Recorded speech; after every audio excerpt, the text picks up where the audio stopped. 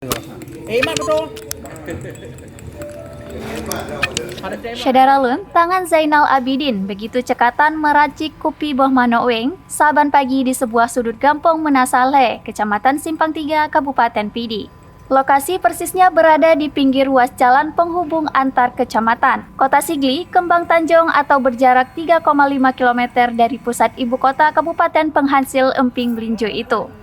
Pak Bat, begitu sapaan lelaki berparas hitam manis itu, telah melakoni usaha kopi Boh Manokweng ini sejak 8 tahun lalu atau persisnya tahun 2014.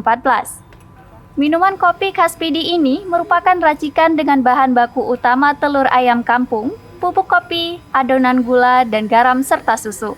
Saban hari rata-rata dagangannya laku sebanyak 100 sampai 150 porsi dengan harga per gelas sangat terjangkau yaitu Rp6.000.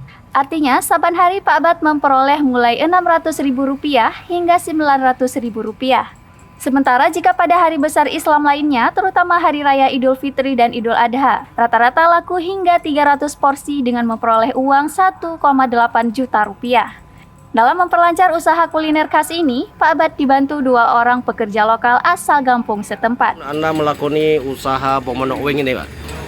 Kurang 8 tahun. Ya.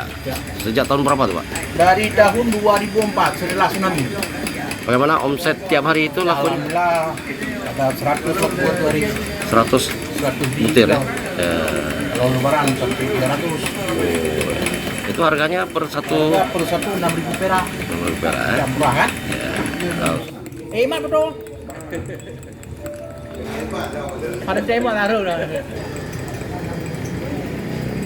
Dari Sigli, Idris Ismail, Serambi On TV.